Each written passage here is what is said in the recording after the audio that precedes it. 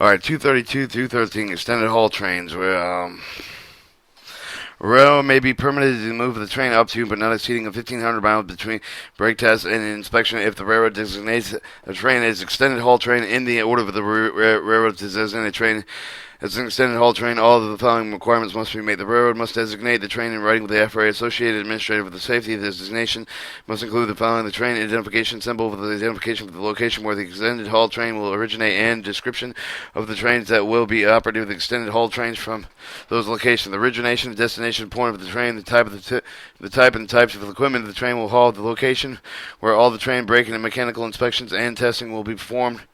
2. A Class 1 brake test pursuant to the Statute 232-205 shall be performed at the initial terminal from the train by a qualified mechanical inspector as defined in Statute 232-5.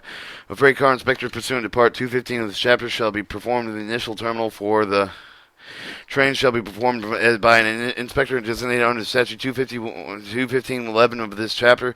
All the cars having the conditions known not in compliance with this part of 215 of this chapter at the initial terminal for the train shall be either repaired or removed from the train, except for the car developing such a condition for the en route. No car shall be moved pursuant to the provisions of 215.9 of this chapter in this train. The train shall have no more than the one pickup of the one set up out en route, except as the set out this defective equipment pursuant to the requirements in this chapter.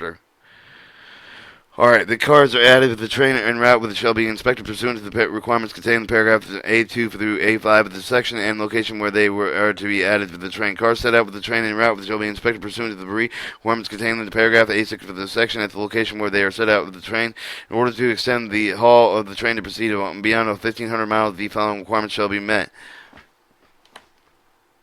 If the train will move 1,000 miles less than at the location before the receiving of the Class 1A brake test, the reaching designation of the Class 1 brake test shall be conducted pursuant to Statute 232-205 to ensure the 100% effective of the operating brakes. The inbound inspection required the paragraph A6 of the section to may be used to meet the requirements provided by the encompass all the inspection elements contained in paragraph 232-205. If the train will move greater than 1,000 miles from the location without any of the brake inspection, the train must be identified as extended with the haul train with the movement and shall be meet all the requirements contained in the paragraph A1 through A7 of this section. Such train shall receive the Class 1 brake test of the test pursuant to Statute 232-205 of the qualified mechanical inspector to ensure 100% of the effective operated brakes of the freight car inspection pursuant to Part 215 of this chapter, and an inspector designated under 215 and 11 of all the chapters and all this chapter and all the cars that contain the non-compliant conditions under this part. Of 215 of the chapter shall either be repaired or removed from the train. The inbound inspection required for the paragraph A6 of this section may be used to meet the inspection requirements provided within encompass of the inspection elements contained in paragraph A2 through A4 of this section. The FRA inspectors shall be physically access the visual observe all the brake, freight, and car inspections and the tests required for this section. Failure to comply with any of the requirements contained in the paragraph A of the section will consider the improper move of the designated priority train, where the appropriate civil penalties may be assessed and outlined by the appendix A of this part. Furthermore, the FRA as Associate Administrator of the Safety may revoke a railroad's ability to designate any of the and all of the trains extended with the haul trains for the repeated willfulness non-compliance with any of the requirements contained in the section. Such a determination will be made with the writing and will state the basis for such action. Alright, 232.215 Transfer Train Brake Test. The transfer train is defined in Statute 232.5 of the shall receive the brake test performed with a qualified person as defined in Statute 232.5, which includes the following. Their brake hoses shall be coupled between all freight cars after the brake system is charged with not less than 60 psi indicated with the accurate gauge for the end of the train device to the rear end of the train. The 15 psi surface brake pipe reduction shall be made, and an inspection shall be made to determine that the brakes on each of the car remain applied until the release is initiated with the controlling locomotive of the car found with brakes that fail to apply remain applied and may be retested and remain in the train if they retest if conducted as prescribed in Statute 232.205C4. Otherwise, the defective equipment may be moved only to the pursuant to the provisions contained in Statute 232.15. If applicable, cars added to the transfer trains into route shall be inspected pursuant to the requirements contained with the paragraph A of the section, and at the location where the cars are added to the train. See if the train movement will exceed the 20 miles. It is not to transfer a train as defined in Statute 232.5. The train shall receive a Class 1 brake test in accordance with the 232.205 prior to department.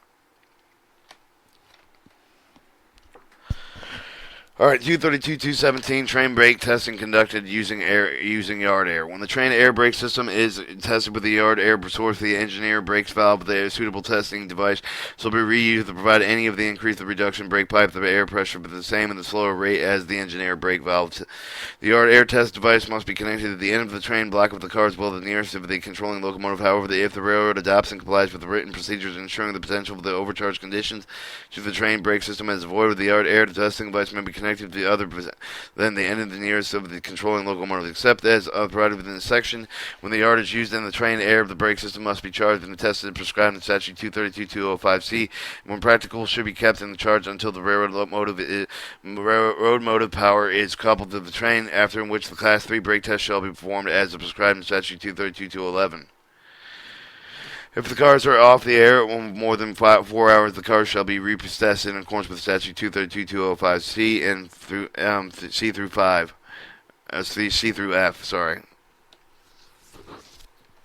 At the minimum of the yard air pressure, there shall be a 60 psi at the end of the consistent with the block car of the opposite of the yard. The test device shall be within 15 psi of the regulator valve setting on the yard testing device. If the air pressure of the yard test device is less than 80 psi, then the brake pipe leakage of the airflow test shall be conducted at the operating pressure of the train when the locomotives are attached in accordance with the Statute 232-250C1.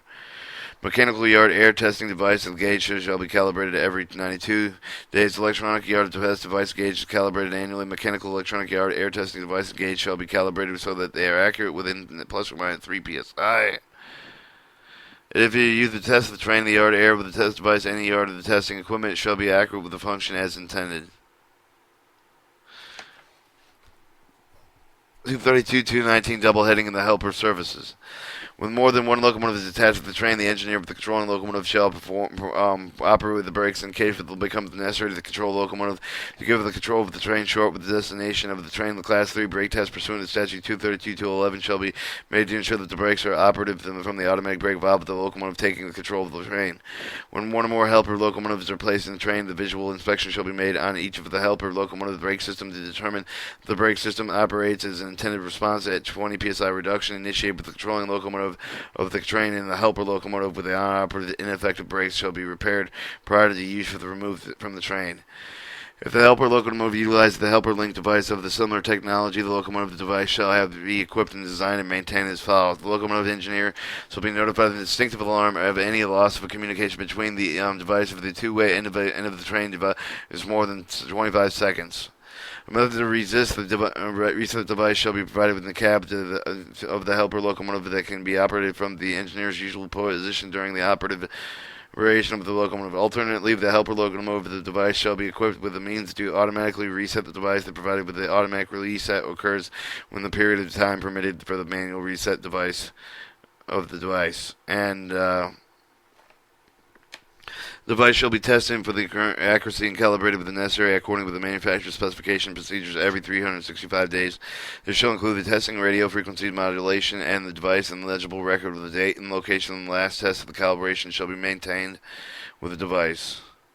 Subpart D, periodic maintenance and testing requirements.